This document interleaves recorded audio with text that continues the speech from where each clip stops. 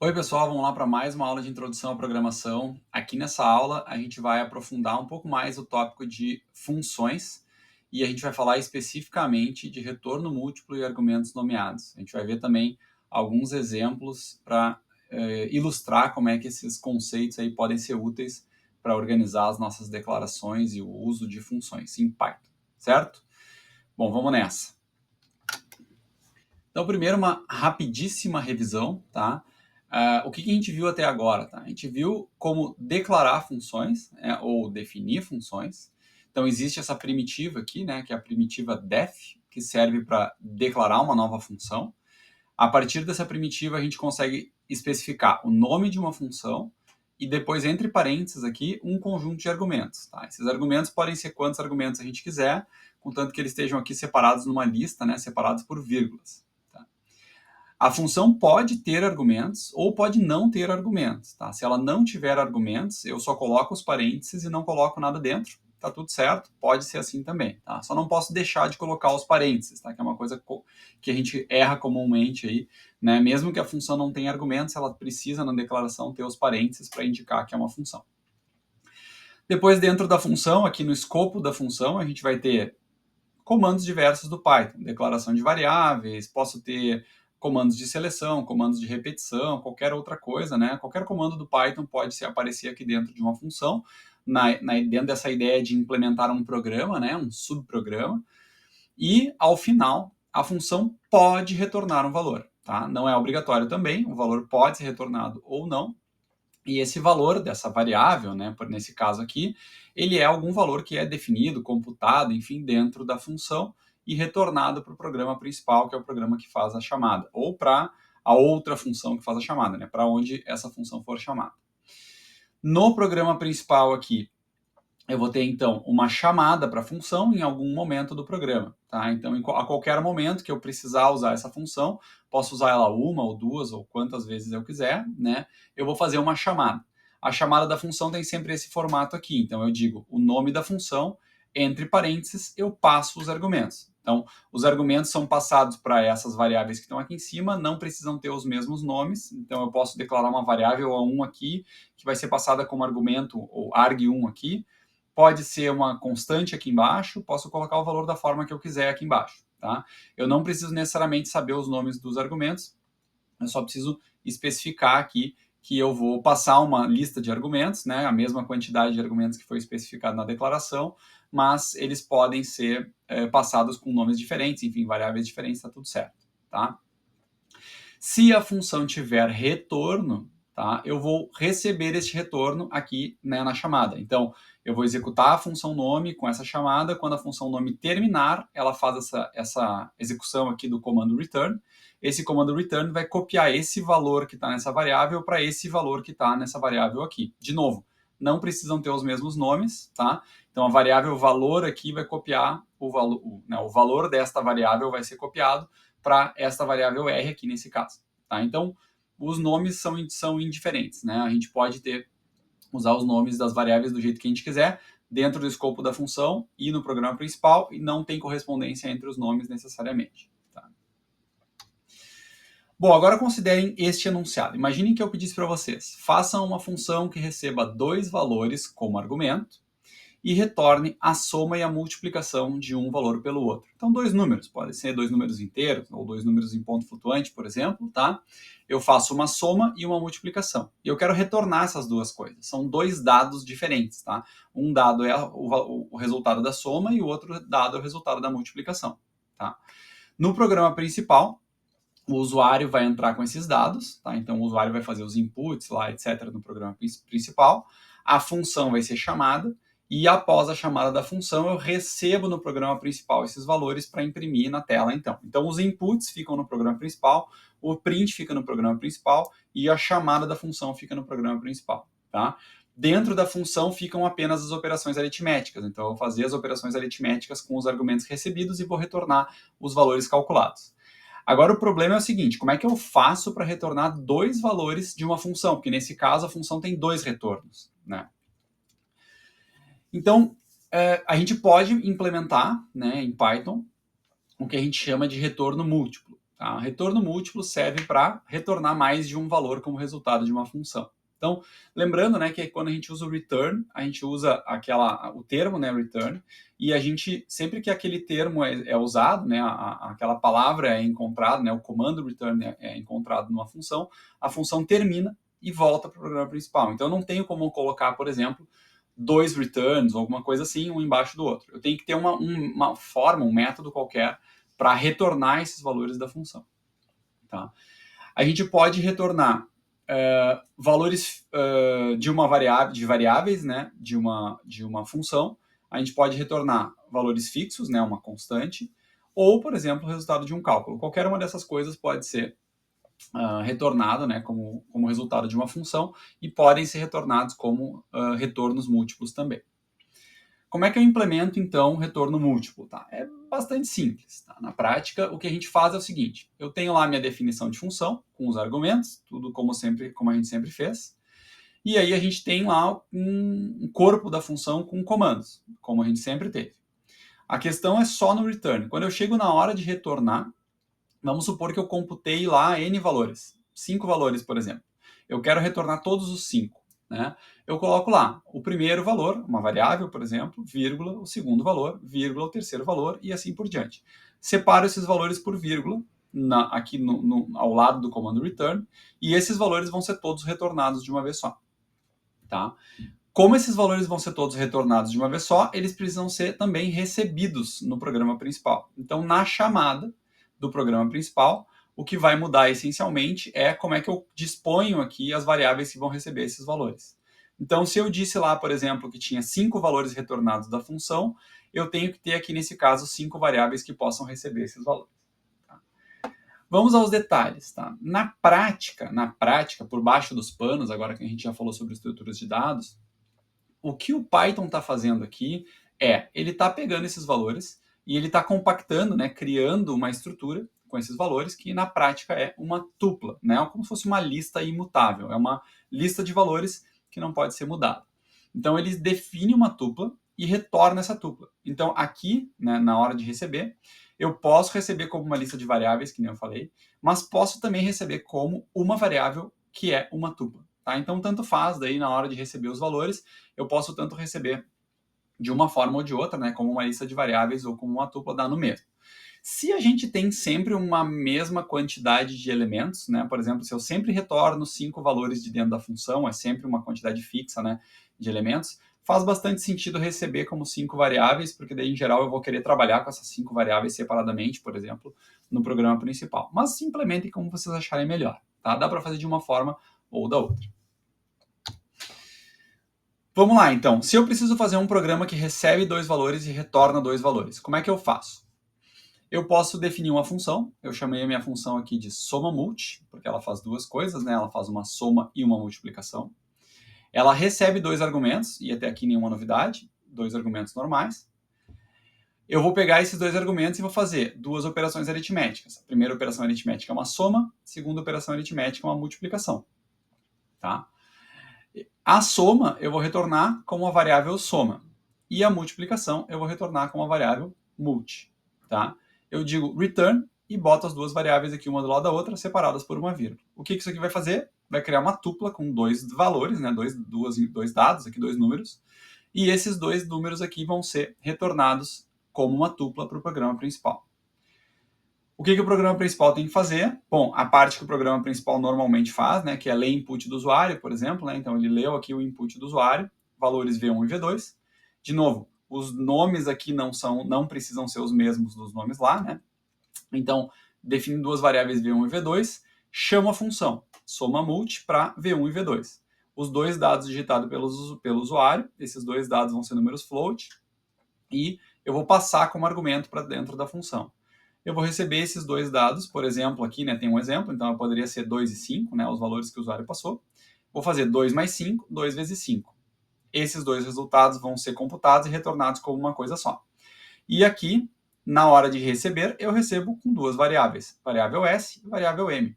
Tá? Então, assim como eu defini aqui que são duas variáveis que retornam da função, eu defino que 2 variáveis recebem o retorno. A variável soma vai vir para a variável S e a variável multi, né, o valor da variável multi vai vir para o valor da variável m. Tá? Então vai ser copiado o valor daqui para cá nas respectivas variáveis. E eu vou imprimir o resultado na tela. Aqui tem um exemplo de execução. Tá? Então o resultado da soma é S, tá? Que é esse carinha aqui. Então 7, e o resultado da multiplicação, que é o m, é 10. Certo? Beleza. Sobre retorno múltiplo, é isso.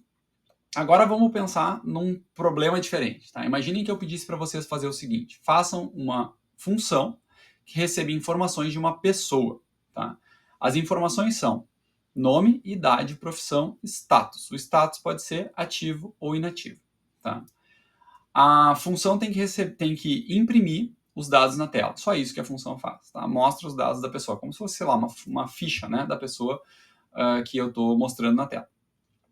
No programa principal, o usuário vai ter que digitar os dados, a mesma coisa, né? Os inputs ficam no programa principal.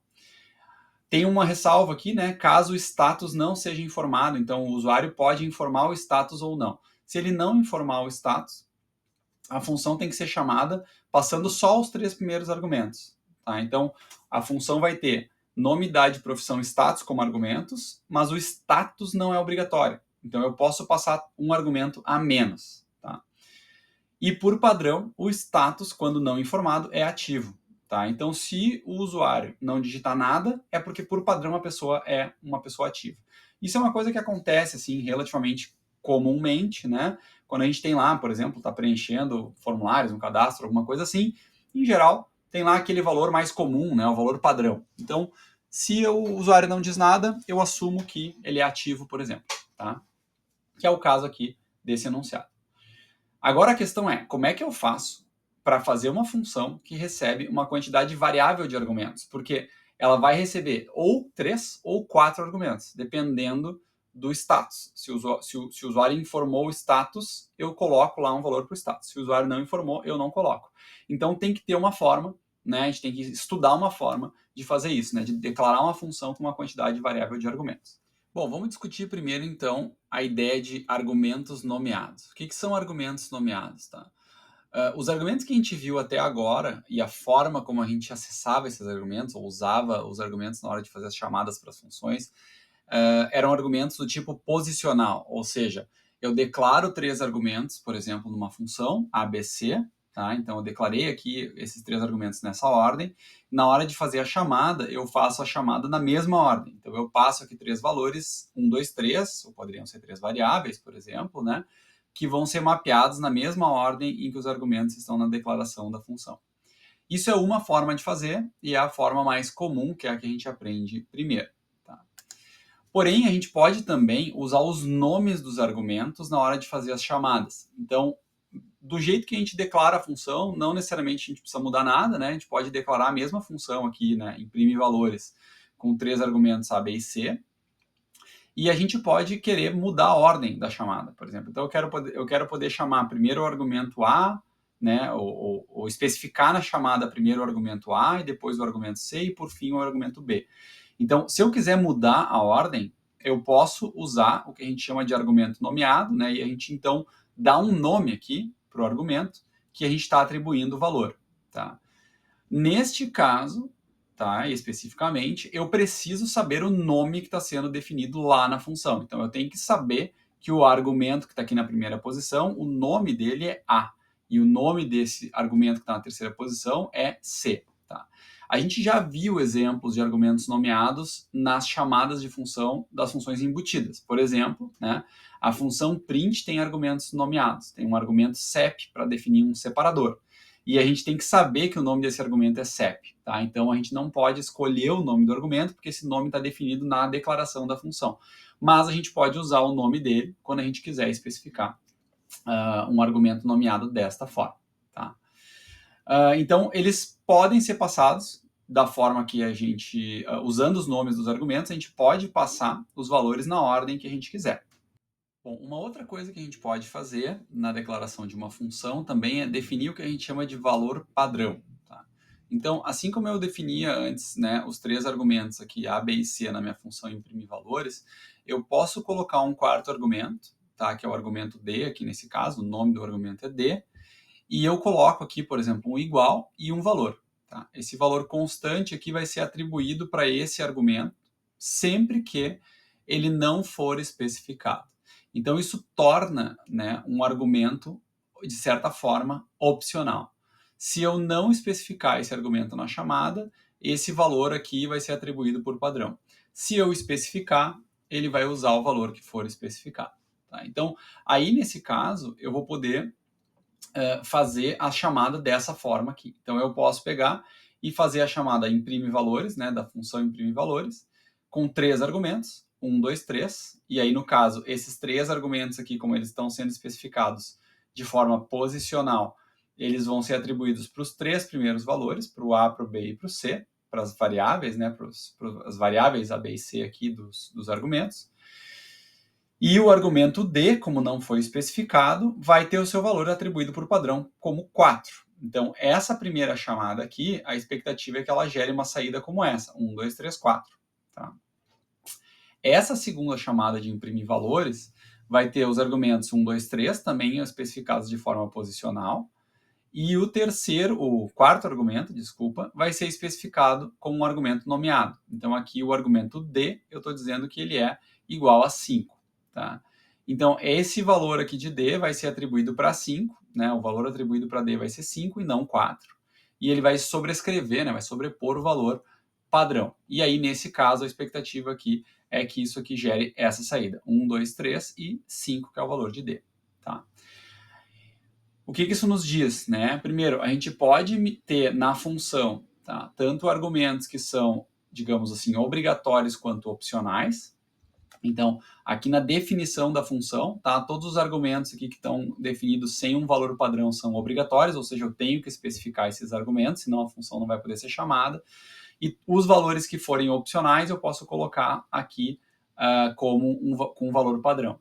Detalhe, eu sempre tenho que especificar primeiro os argumentos que vão poder ser chamados de forma posicional, que são esses aqui, né, os três primeiros nesse caso, que não tem valor definido, não tem valor padrão, e os argumentos que têm algum valor padrão definido, que são os opcionais, eu posso especificar só no final. Então, os últimos argumentos podem ser os com valores pré-definidos. Na hora da chamada, fica a critério do programador, da pessoa que está fazendo a chamada da função. Eu posso tanto especificar esses argumentos de forma posicional, que nem está aqui, né, como de forma nomeada, que nem está aqui.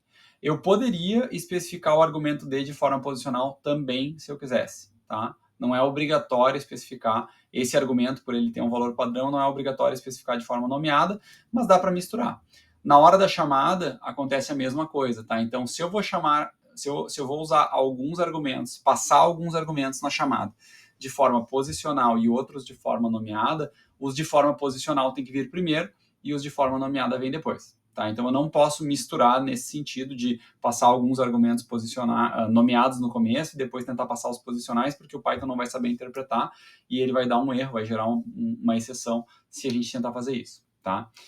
Então, tem várias opções aqui para fazer as chamadas e as declarações das funções, mas o mais importante que a gente queria, né, para resolver o nosso problema era, agora eu tenho uma forma de especificar uma quantidade variável de argumentos para uma função. Então, essa função pode receber tanto 3 quanto 4 argumentos, dependendo do que o usuário especifica ali. E a gente pode usar isso para resolver o nosso problema. Então, voltando para o nosso enunciado, né, a gente tinha que ler 4 informações de uma pessoa, nome, idade, profissão e status, sendo que o status é opcional. Então, se o status não for informado, eu chamo a função com um argumento a menos. Tá? Como é que eu posso fazer isso? Eu vou fazer uma função, chamei a minha função aqui de cadastro, ela vai ter 4 argumentos, tá? Sendo que os 3 primeiros aqui são argumentos que não têm valor opcional, não têm valor definido, portanto eles não são opcionais, eles são obrigatórios, e esse terceiro argumento aqui é um argumento que tem um valor padrão definido, e o quarto argumento, o argumento status, né, tem um valor padrão definido, e esse valor padrão é o valor ativo. Tá? A palavra ativo está sendo atribuída aqui. Tá? O que a função faz? Na prática, ela só imprime os dados, tá? Então vai imprimir todos os dados do usuário. E no programa principal, o que eu vou fazer? Vou ler as informações, então faço os inputs aqui. O nome da pessoa, que é um string, a idade da pessoa, que é um inteiro, a profissão e o status, que é opcional. Se a pessoa não digitar nada, eu vou interpretar esse status aqui como, por padrão, ativo, né? Se o S, que é o último argumento aqui passado, for um valor vazio, tá? Isso aqui vai dar falso e ele vai cair nessa chamada. Se o S for um string não vazio, né, um string com dados, tá? O usuário digitou alguma coisa lá no status, então eu faço a chamada da função aqui com o status incluído. Tá? Eu optei aqui por fazer uma chamada com argumentos nomeados e uma chamada com argumentos posicionais. Tá? Tanto faz, tá? Assim, vai funcionar dos dois jeitos, tá? Eu poderia usar argumentos posicionais aqui também se eu quisesse, né? Mas só para fazer uma chamada de cada tipo, tá? A gente pode escolher aí como é que a gente quer fazer. A execução desse programa seria algo como, né? O usuário digita lá os dados, então digita o nome, a idade, a profissão, e ao invés de digitar algo, ele só dá um enter, né, no status e não digita nada, porque ele sabe que o status é opcional. E na hora de imprimir na tela, ó, o que a função está fazendo lá, que é esse print, né, é imprimir todos os dados. Então, imprimiu o nome, a idade, a profissão da pessoa e o status daquela pessoa ficou como ativo. Como eu não especifiquei nada, ele caiu nesse caso aqui, tá? Não passou nenhum status ali, e ele pegou esse status ativo por padrão aqui. Certo, pessoal? Era isso sobre argumentos nomeados e retorno múltiplo, tá? É uma aula mais para a gente ter algumas ferramentas a mais aí na hora de escrever as nossas funções e organizar melhor, né, a passagem de dados, tanto para dentro da função, quanto como retorno delas. Continuamos aí falando sobre funções nas próximas aulas. Até mais!